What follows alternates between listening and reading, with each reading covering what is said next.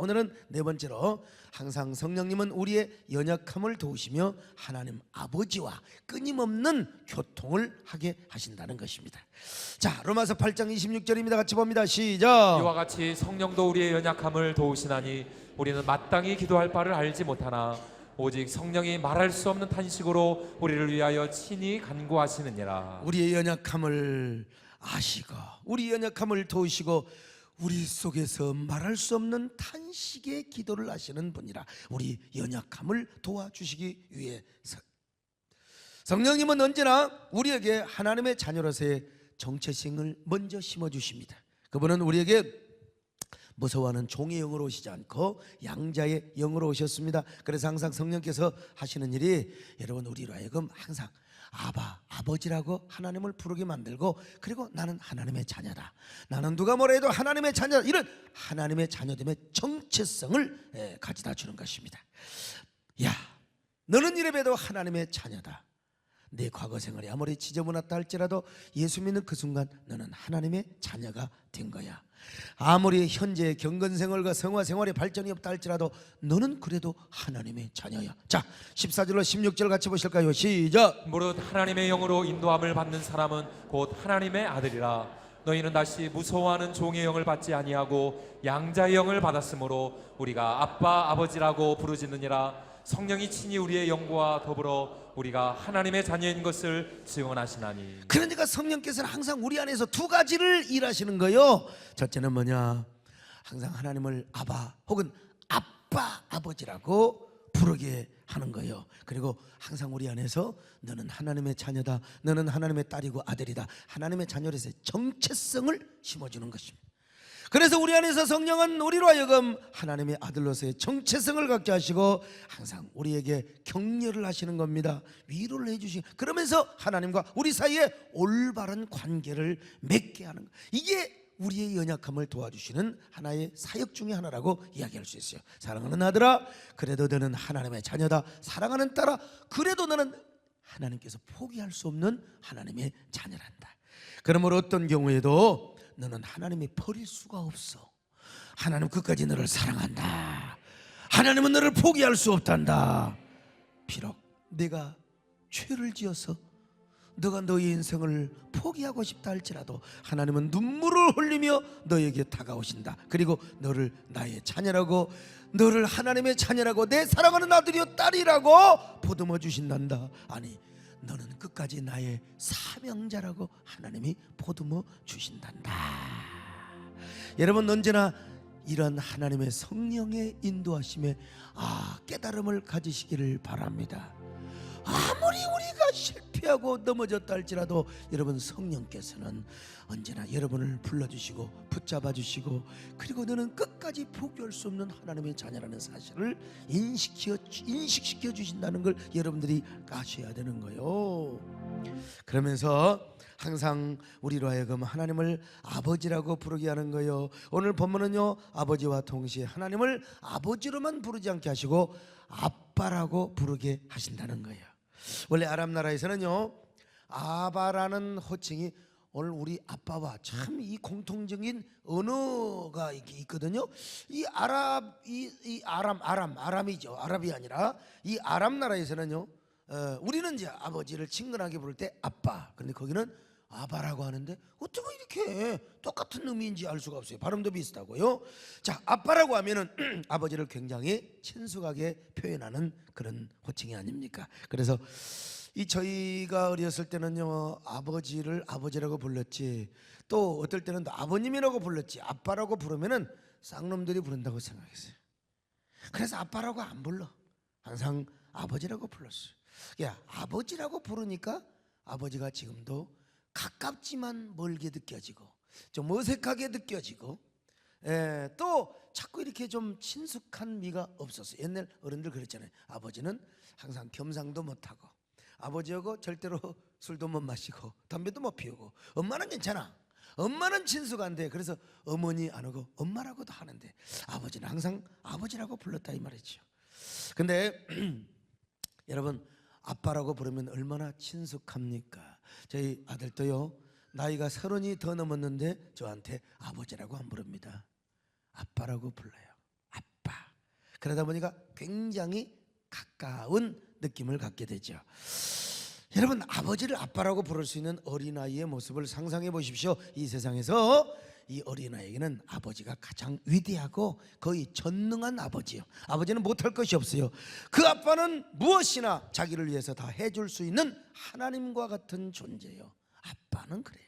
그래서 아빠는 어린아이에게 전능하신 아빠요, 못할 것이 없는 아빠요, 자기만 사랑해주는 아빠요, 모든 문제를 해결해주는 슈퍼맨으로 알고 있어요. 그러니까 그들은 아빠에 대해서 두려움이 없습니다. 어색함도 없습니다. 언제나 뻔뻔하고 당당하고 항상 씩씩하죠. 만일 여러분 3살짜리 4살짜리 이 아들 녀석이요, 지금 아버지한테요, 아버님, 부친님, 이 문제가 있습니다. 여러분요, 분명히 문제가 있어요. 그 아이가 아빠라고 불러야죠. 그런 것처럼 우리도 하나님 앞에는요, 때로는 맨날 뭐 전능하신 하나님, 거룩하신 하나님, 이런 호칭도 중요하지만 때로 하나님과 우리와의 관계에 있어서 어떻게 불러야 되느냐, 아빠라고 부를 수 있을 정도의 관계가 되어 있어야 돼요. 여러분, 이 역할을 누가 하느냐? 성령께서 하시는 거예요.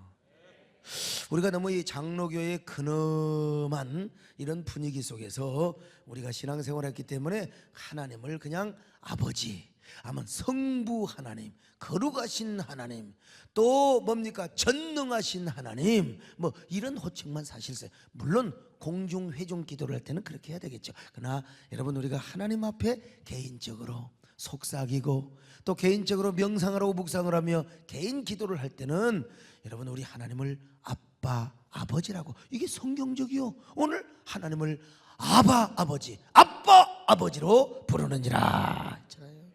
예? 제가 가락동 개척교회 시절인데 비가 오면 물이 새고 쥐들이 우글거리는 지하실에서 정말 개척을 어렵게 했습니다. 교회를 개척해서 교인들이 없으니까 맨날 축구전도 하고 신방전도 해야 되지 않겠습니까? 이제 집사람은 그때 또 이제 신학교를 다녀야 된다고 방배동에 있는 기독신학교를 다녔어요. 지금 유명한 백석대학교의 전신인데요. 그 학교에 가고 이제 저와 정 권사님은 전도를 하러 갔습니다. 그리고 제 아들 성곤이 이제 돌 지나서 뭐 한 3살 4살 됐겠죠. 이제 세발 자전거를 탈 나이였으니까 권순애 권사님이라고 돌아가셨는데 우리 정 권사님 아주 막역한 분이 올라와 계셨어요. 이분이 우리 아들을 보고 계셨어요.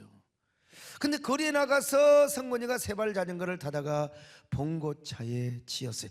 지난번에 최선규 아나운서가 오셔서 간증을 하는데 그때 내 아들 생각이 탁 나는 거예요. 그 최선규 아나운서 참 따님이 얼마나 교통사고를 당해서 그 딸 때문에 최선규 아나운서가 예수를 믿고 정말 간증도 그렇게 멋지게 하는 것을 우리가 봤지 않습니까? 저는 직접 보지는 못했지만 저희 아들 세발 자전거가 봉고차에 받치어서 이게 오그라져 버렸거든요. 그리고 우리 아들은 병원에 실려갔다는 이야기. 그때 핸드폰이 있었겠습니까? 무슨 그때 삐삐가 저에게 있었겠습니까?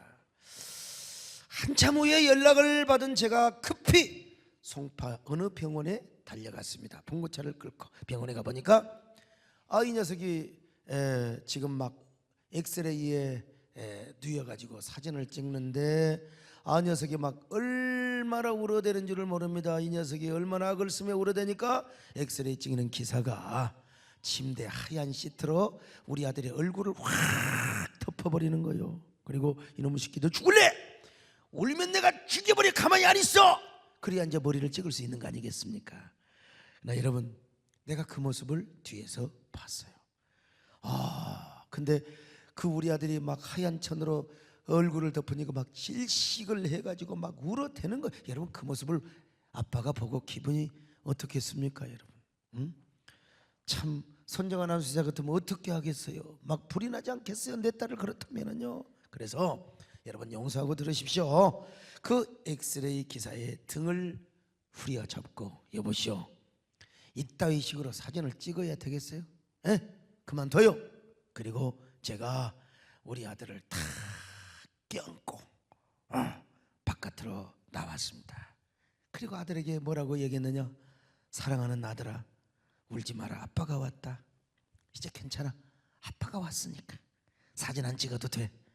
그러면서 아들을 품에 안고 달구통 같은 눈물을 흘며 제가 눈물로 기도하였습니다. 하나님, 이 못난 종이 전도하는 중에 다쳤습니다. 전도하고 신방하던 중에 아이가 머리를 다쳤다고 합니다. 사진 찍지 않아도 하나님이 이 아들을 다 치료하여 주실 줄로 믿습니다. 그저 믿음으로 기도하고 하나님 집으로 데려가면 아무런 문제가 없을 줄로 믿습니다. 이렇게 기도하면서 아이를 안고 밖으로 나왔습니다. 그때 우리 권사님이 병원에 따라갔던가요? 그게 얼마나 이 자식이 울든지 그냥 소리를 고리고리에 찔르는데 아무 소리도 안 하고 막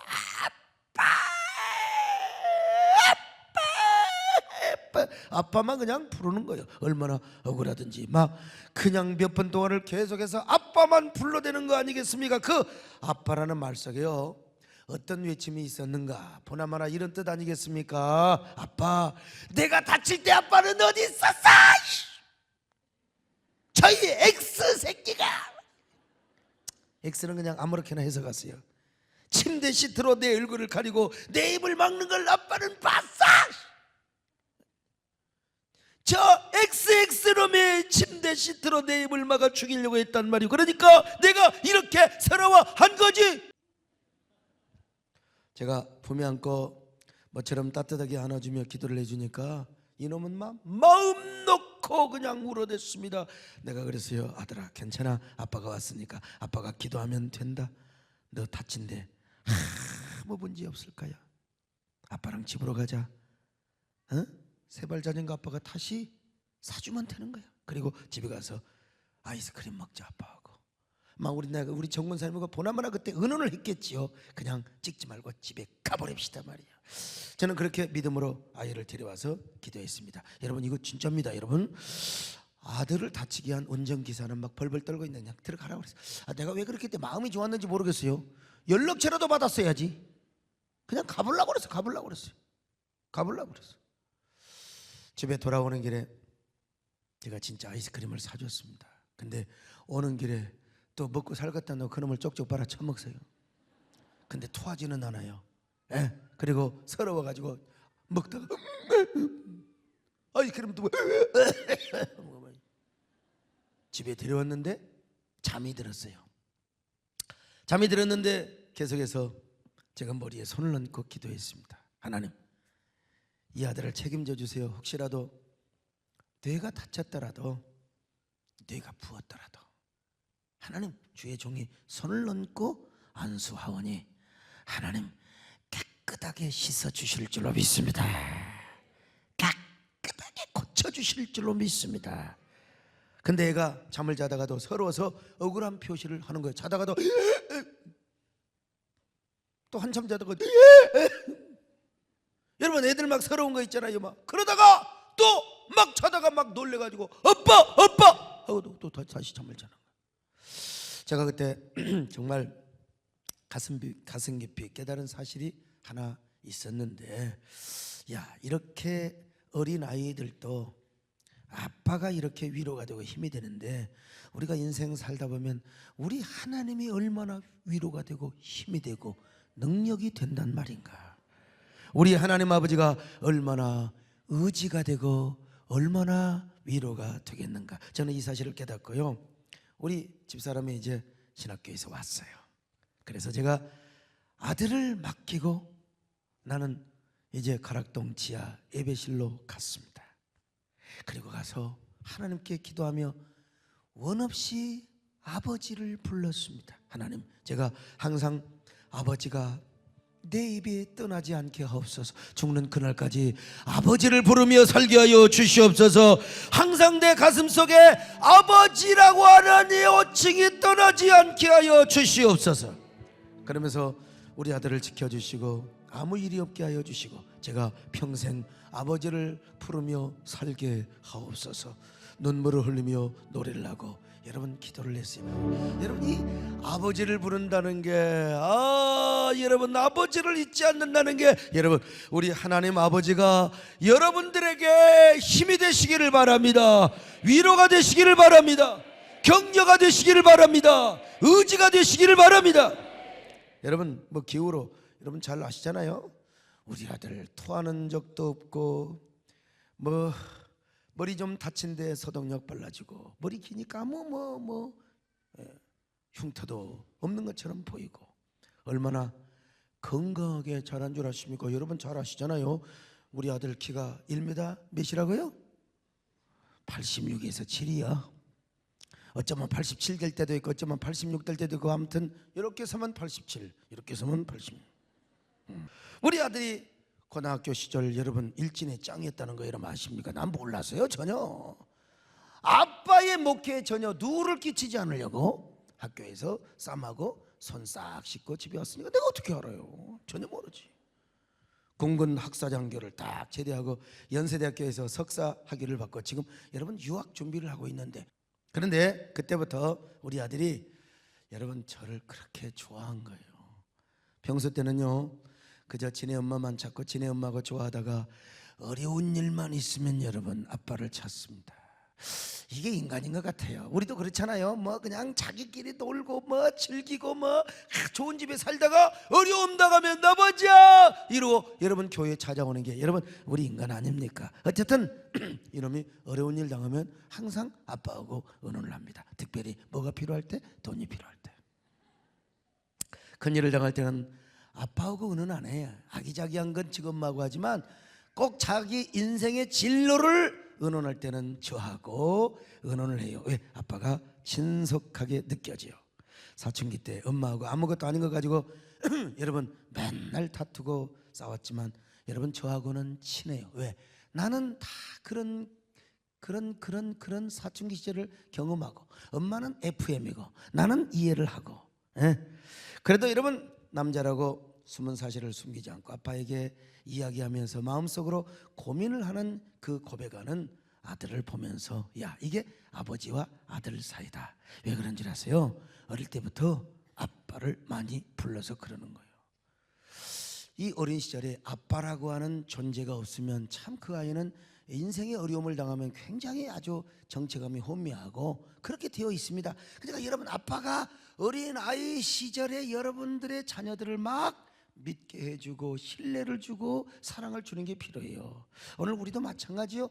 정말 어려움을 당할 때 여러분 뻔뻔하다 생각하지 마시고 하나님 아버지에게 오시기를 바랍니다. 아버지를 부르시기를 바랍니다. 괜찮아요. 한 번은 사춘기 시절에 지 엄마와 심하게 말다툼을 하고 여러분 저한테 와서 뭐라고 한 줄 아세요? 여러분요 다 아시잖아요. 아빠 세상에 저런 엄마하고 어떻게 살았어? 내가 봐도 엄마 이해가 안 된다는 거예요. 요놈이 벌써 사회성을 압니다. 그리고 엄마와 아빠 간의 이간질을 딱 시켜가지고 그리고 자기 사는 방법, 자기의 싸움의 결과의 정당성을 자기가 확보하려고 아빠에게 딱 붙어먹는 거예요. 여러분. 여러분 이런 사회성도 사실은 필요하지요. 어떻게 저런 여자하고 살았냐는 거예요. 그래 나 마음속에 여러분 얼마나 기분이 좋았겠습니까? 야 네가 내 속을 아는구나. 네가 내 마음을 알아줘서 정말로 고마워. 근데 겉으로는 뭐라고 한 줄 알아? 이놈의 자식! 응? 저 얼마나 혼내준 줄 아세요? 이놈아! 그래도 내 마누라고 니를 놔주는 엄마인데 이놈의 자식아 네가 그렇게 말하면 돼! 근데 속으로는 기분 좋았어. 그때 제가 여러분 깨달은 사실이 하나 있어요.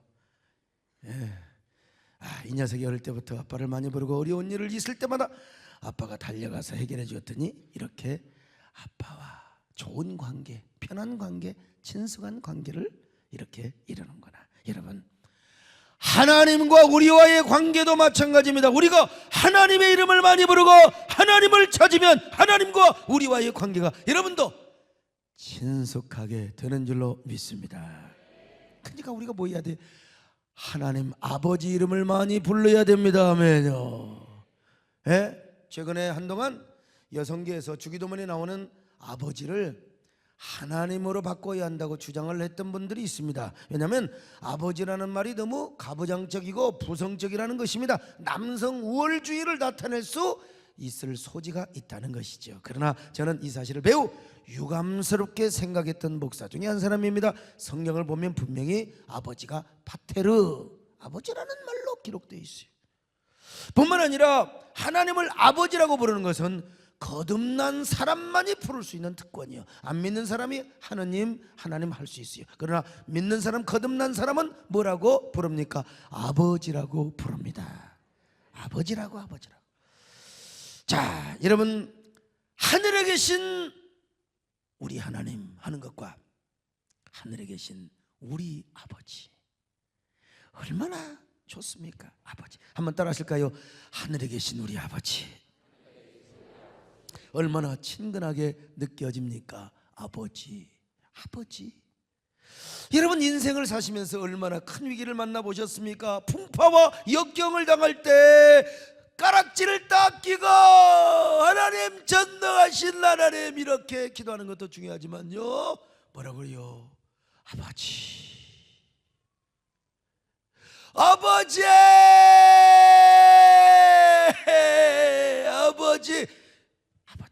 그래서 여러분, 아버지를 부르며 눈물 흘리며 기도하면 여러분 마음속에 먼저 위로가 됩니다. 위로가 돼요. 눈물이 나오게 되어 있어요. 우리 하나님은 나의 아버지다. 우리 하나님은 나의 아버지다. 나의 아버지다.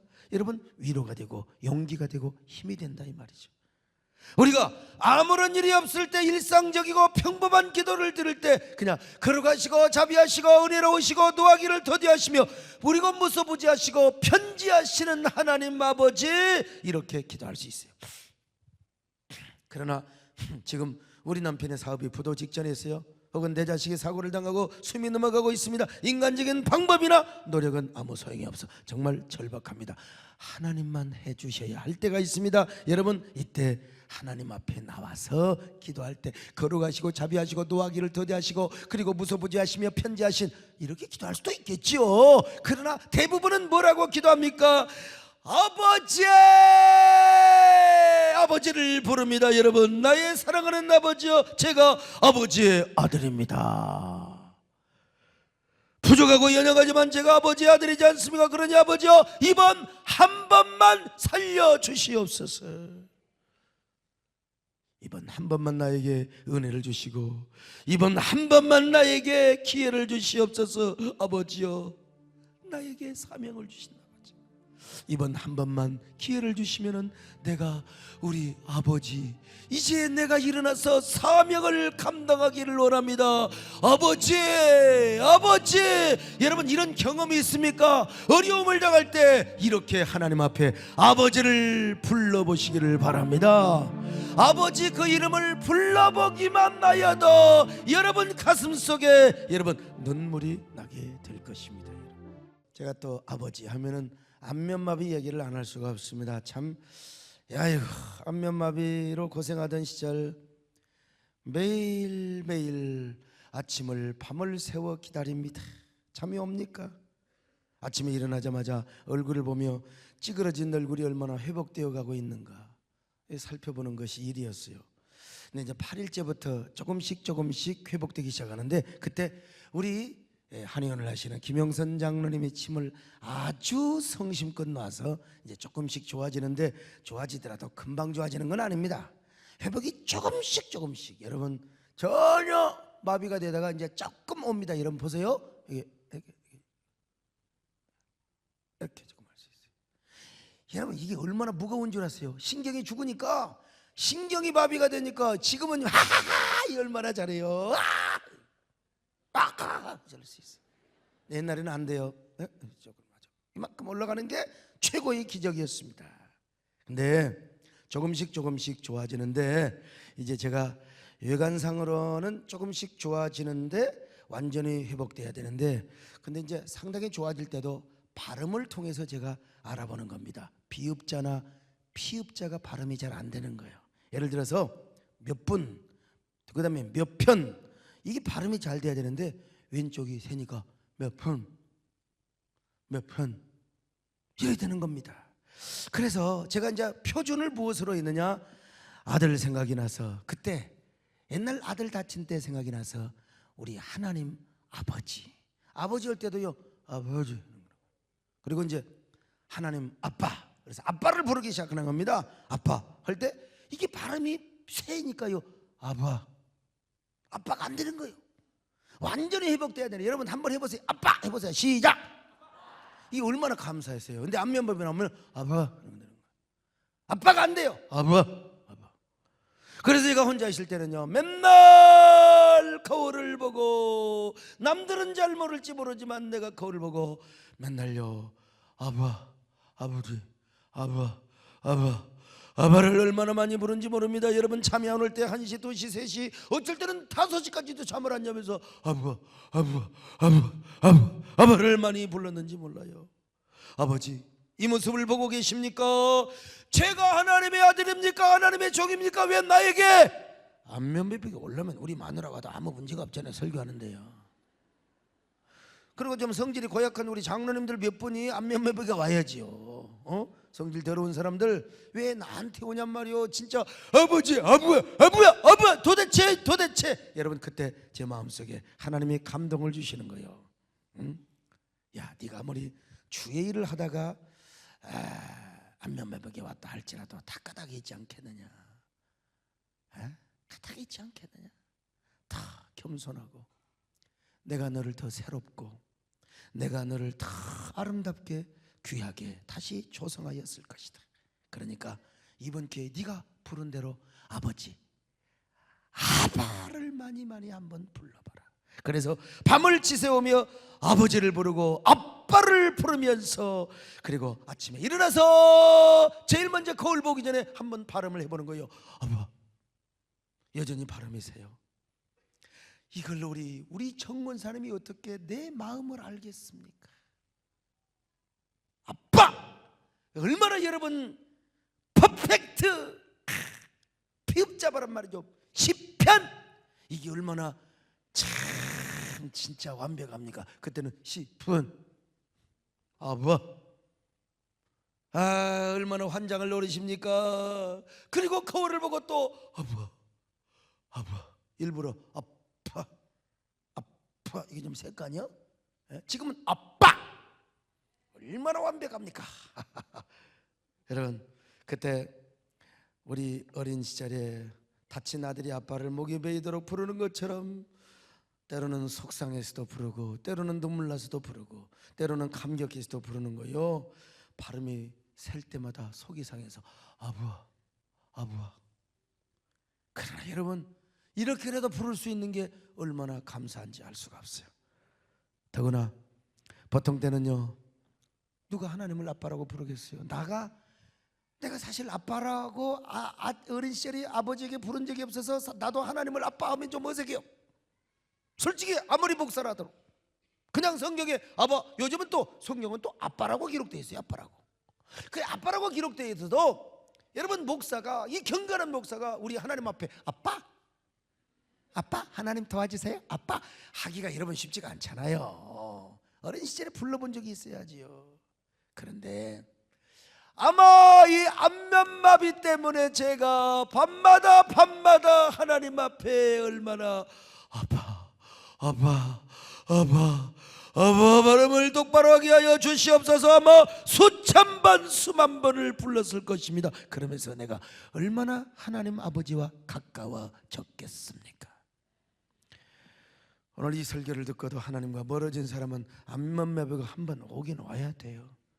그렇게라도 해서 우리 목사님이 설교했지 아부아 이렇게 불러봐. 그러면서 하나님과 가까워. 그러나 여러분 그러지 마시고 절대로 여러분은 미리서 하나님을 아버지라고 부르시기를 바랍니다. 아빠라고 부르시기를 바랍니다. 사모하며 부르시기를 바랍니다. 내가 그래서 내공이 단련이 된 겁니다. 하나님과 나와의 관계가 아름답게 이루어진 거예요. 그래서 지금도 그때를 생각하면서 아버지를 생각하면 아버지 불러만 봐도 그 사랑에 눈물이 납니다. 이게 남의 얘기가 아니요, 이것이 내 노래고 내 고백이라 이 말입니다, 여러분요. 그런데 이런 일을 누가 하느냐? 성령께서 해주신다는 거예요. 그러니까 여러분 속에서 막 성령이 여러분을 부축하고 여러분을 깨닫게 하고 여러분에게 충동을 주고 여러분에게 흥분시키는 사람은 언제나 아버지를 아빠라고 부르는 것입니다. 언제나 무슨 일만 터져도 아버지를 부릅니다. 아빠를 부릅니다. 아버지를 부릅니다. 여러분, 그러면 우리 성령님께서 얼마나 야 네가 순종을 하는구나. 그러면 이제 마침내 우리 하나님께서 너는 내 아들이라, 너는 내 딸이라, 내가 너를 도와주리라, 내가 너를 굳세게 하리라.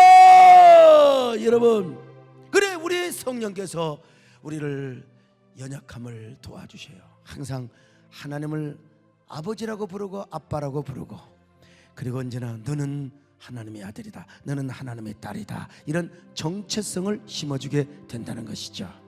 자, 그러면서 이제 우리의 연약함을 본격적으로 도와주시는 거예요. 본격적으로 우리 연약함을 돌보아 주시는 거예요. 어떻게 연약함을 돌보아 주시는가? 여러분, 오늘 이야기하다가 다 끝났습니다. 다음 시간에 어떻게 우리 연약함을 성령이 어떻게 지켜주시고 우리를 붙잡아 주시고 우리를 도와주시는가, 기가 막힌 말씀 여러분 다음 시간을 기대하시기를 바랍니다.